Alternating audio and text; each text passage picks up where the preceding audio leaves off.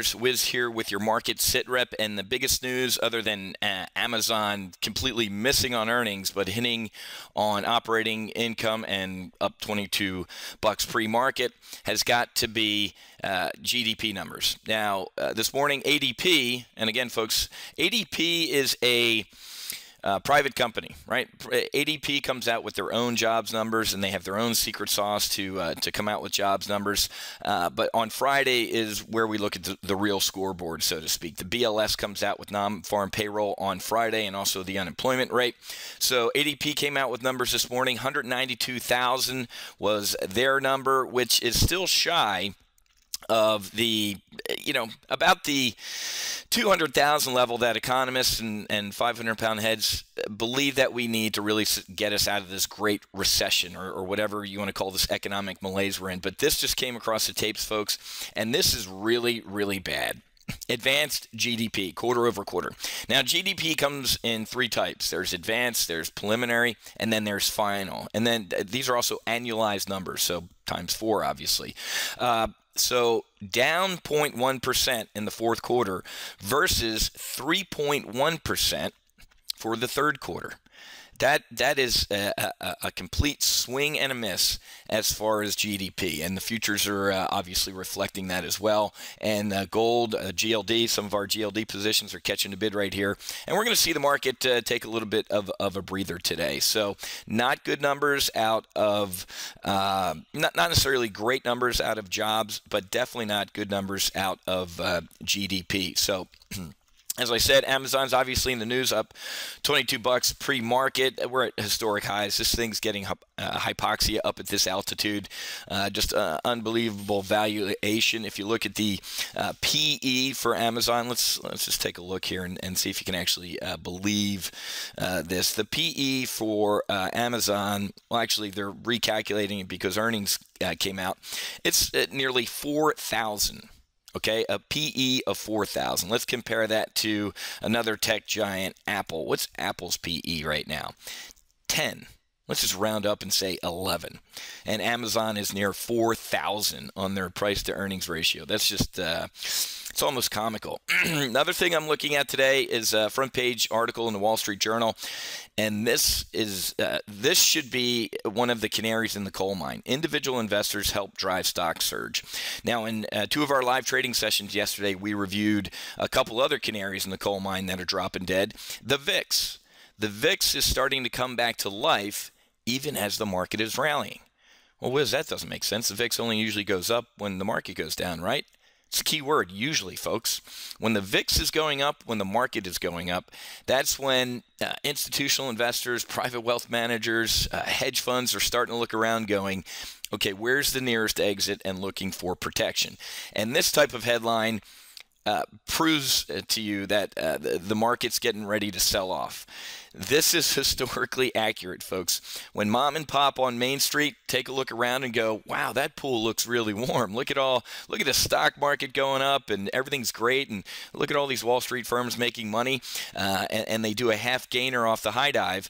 That's about the time when Wall Street pulls the drain and retail traders break their necks. Caution, warning that this is coming. And in our live trading services, we know this is going to happen, and we have a lot of good positions on that are hedges that are going to perform well as soon as this happens, because it's going to happen, folks. Markets don't go up forever.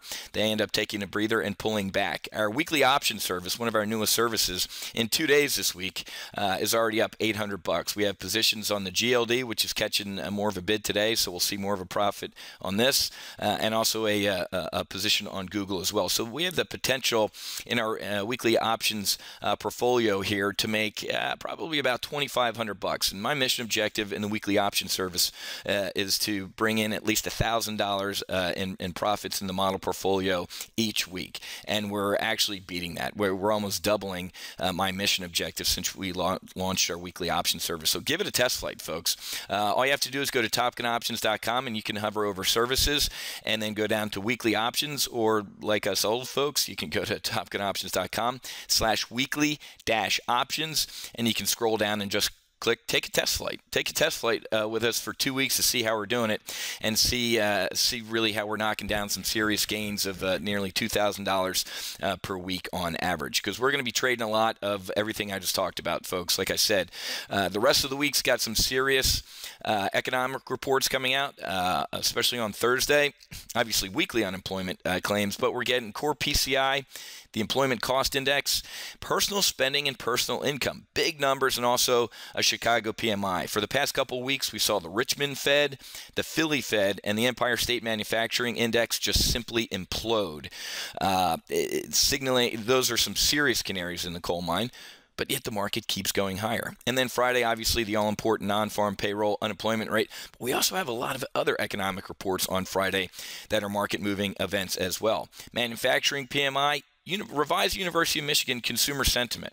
How's the consumer feeling? And then also we're going to get some another look at housing numbers with construction spending and some ISM prices as well. Now remember, folks, earlier in the week, and it seems like this was a year ago, but pending home sales on Monday came in extremely, extremely weak. And that's not good. Also, the Case-Shiller Index, S&P Case-Shiller Index, came in flat. Big 20 metropolitan areas cities came in flat. And then the Conference Board numbers, the Conference Board consumer confidence number, also absolutely imploded. And that's 5,000 households, folks. That's a survey of 5,000 households rating what their economic future looks like, okay? Whether it's their labor activity, business conditions, or their overall economic situation, that imploded as well. So with all of these, I believe, and if you trade here at Top Gun Options, you know my strategic mindset that this market's rotten to the core. It's going up on hydrogen, and it really is we're the Hindenburg market flying around in New Jersey looking for a place to land. And Lakehurst is on the horizon, folks.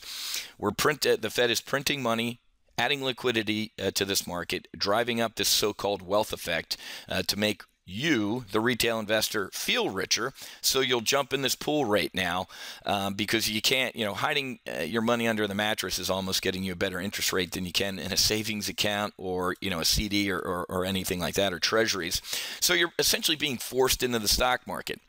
And when retail investors get forced in the stock market, that's when traders buy another house in the Hamptons.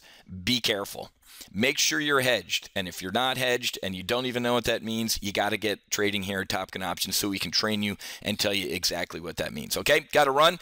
Got a live trading session coming up here at 0900. So happy hunting. Make sure you hedge, and I'll see you with tomorrow's SITREP.